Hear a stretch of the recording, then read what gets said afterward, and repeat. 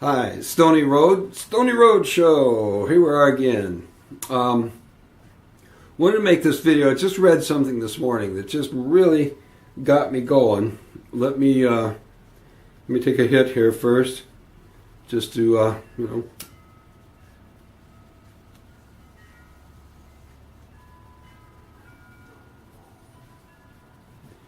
All right. Read something this morning. I'll give you the link to this down below. This is from a website. It's called The Cannabist. And as I said, I'll give you the link to this article. It talks about who's really behind the marijuana lawsuits. If you followed any of this stuff at all, whether you're in the pro or the cons section of the legalization effort, the state of Colorado is being sued by two neighboring states. One is Nebraska, the other is Oklahoma. I was just talking to somebody this weekend about this whole thing, and we were talking about how their complaints are that, well, it costs too much to enforce their drug laws, and that they're spending way too much money, and they want Colorado to either reimburse them or to, shut down legalization. Shutting down legalization is the better way to go, or as far as they're concerned, it's a better way to go. Excuse me, got to turn the phone off here. Okay, anyway, anyway, we're having this conversation. I was saying, well, if the problem is that two states that are hurting financially, and let's face it, nearly every state in the Union of the United States is hurting financially. So here's two states that are hurting financially and complaining about the added cost of enforcing their drug laws against a state that is now reaping the benefits of taxing and regulation and all that kind of thing. The easy answer is stop enforcing your laws. Start legalizing and reaping the benefits. Well, that's the dumb shit answer. But it's not quite as easy as that. In this article that I read, and I'm going to kind of go through it quickly, I suggest you go read it for yourself, talks about how there are actually four suits. There's only 3 that are active anymore, but there are 4 suits against the state of Colorado. And only one of them is from Nebraska and Oklahoma, the states themselves. All the other lawsuits are actually from outside interests. What do I mean by outside interests? The people outside of the state of Nebraska or Oklahoma. Most of these are corporations that have something to gain by keeping marijuana an illegal drug. They just do. We'll talk about that more in a few minutes. These companies who are suing on behalf of Nebraska and Oklahoma have something to gain. Now, here's the thing. I can understand that there's always 2 sides to a question. And there's going to be people for and against. And I'm sure that there will be some people that will never convince that cannabis is a good thing. But though it's a whole different matter when you have people who are fighting against it, not from moral grounds. It's not from morals or values. It's strictly money-based. It's strictly, what they can make off of the deal.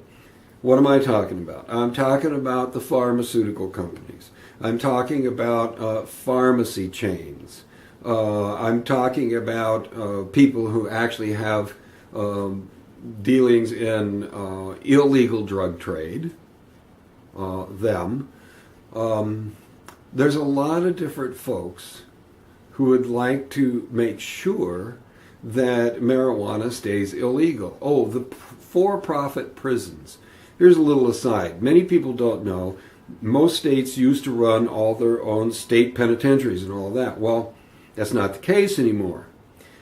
Many states have sold that right, or whatever you want to call it, to private corporations who have for-profit prisons. They even, I was just reading this article and I have no idea where it came from. I wish I did, and I'd link that one too. Anyway, it talked about how some of these for-profit prisons even have in their contract that the state guarantees them to be, I think it was up to 90% or something percent full, or the state would pay a penalty.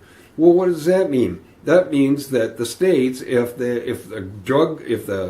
crime rate goes down, if the incarceration rate goes down, they're going to start telling police officers to be a lot more rigid. They're going to put on police officers to make sure that if Granny so much as jaywalks across the street, that she serves 5 to 10 years in a state penitentiary, because they have to fill up those prisons.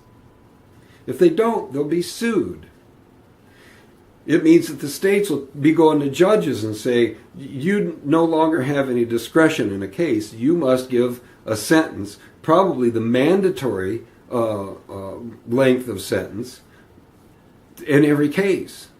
In every case. Well, anyway, be that as it may. There are people like this who want to see the legalization effort fail. Now, why do I think this matters? I think it matters because, let's face it, this country is really run and owned by the large corporations. We, the people, have very, very few rights left anymore. And basically, we've given them away. Marijuana is one of the things that we might have a chance at winning. The thing is, we have to be more active about it. We have to be more educated about it. We have to know what we're talking about. And we have to understand the power that we, the people, actually have. And this is a fight that we need to win. You know, I don't know if anybody watches my videos. I suspect that it is more young people than older people.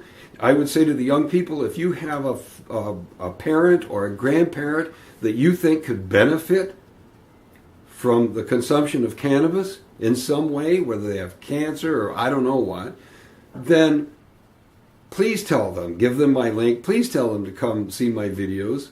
If you're an older person, then I beg you, do some research and find out about medical marijuana, how it can help with cancer, how it can help with heart disease, how it can help with a number of things, Lou Gehrig disease, Alzheimer's, all kinds of things that us old farts have to put up with.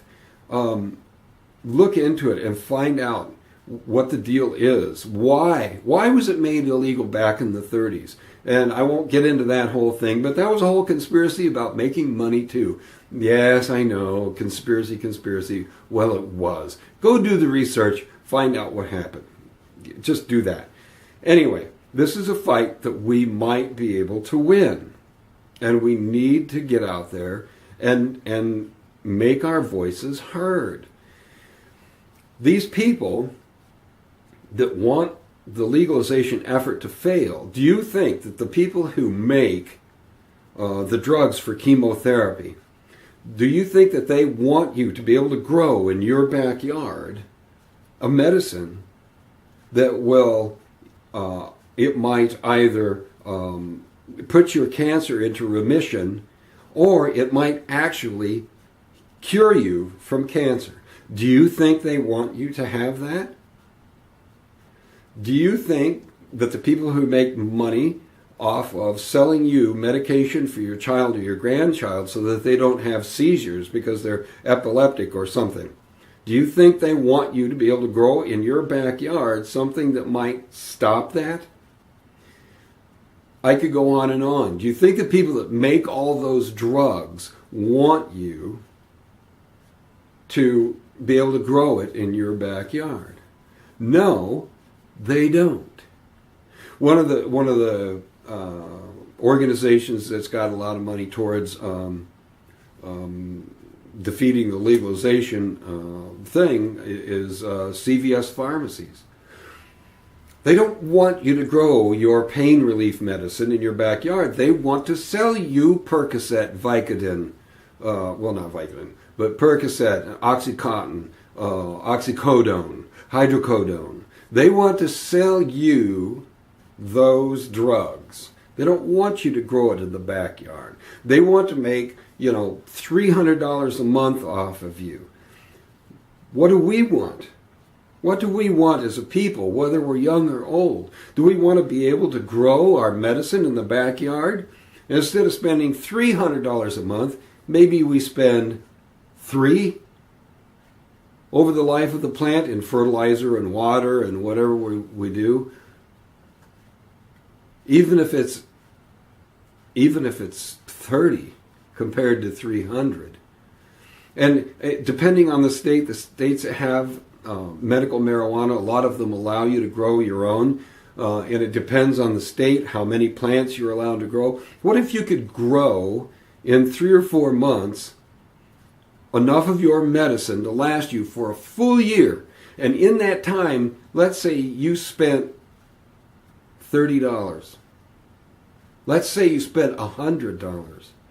Is that better than spending $300 a month? In case you're wondering, the answer is yes. See? Smoking pot doesn't make me so stoned that I can't figure out the answer to that really tough question. How about that?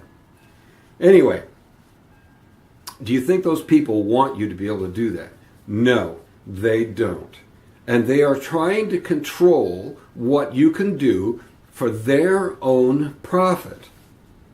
Who are these companies? The article that I read that I'm talking about, it doesn't really say, if I read it correctly, it seems to say that a lot of the money has been funded through a Washington, D.C. organization.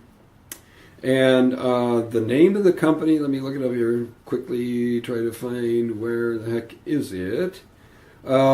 Safe Streets Alliance in Washington, D.C. It's an anti-drug organization chaired by a man by the name of James Wooten, who was on President Reagan's staff.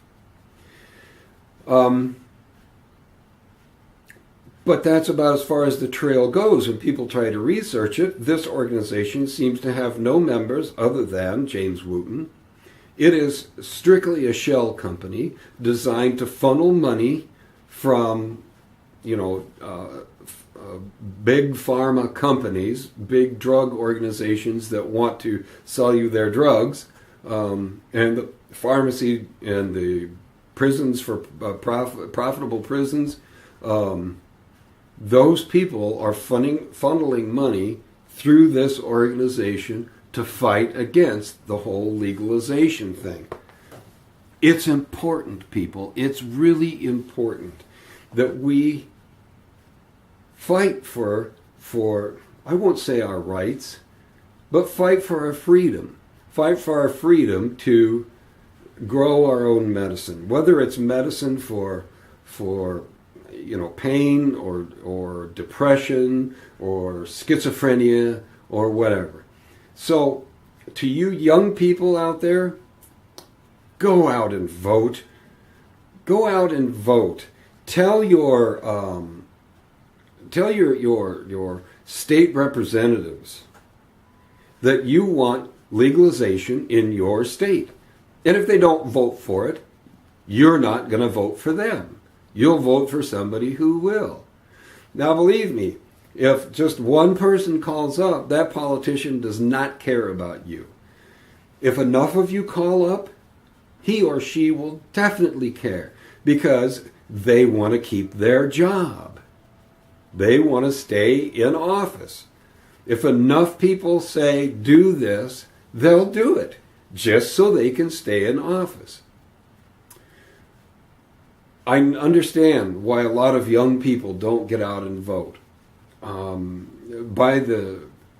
what I've read, there are two things. One is that they still trust that us older people will make the right decisions because we've been your moms and dads and we've been doing it for a long time. You want a bunch of dumb shits. Get out and vote. The other is that you're just so damn busy. that, election days come and go and you haven't really done any research, you have no idea, and so you either don't vote or you make an uneducated choice when you vote. So, I encourage you to go out there. Us older people, for us, the ones who do have more time and we do get out and vote, I don't want to change your political party or any of that stuff. What I want you to do is just go do some research. Just do a little research and find out why. Why is marijuana illegal?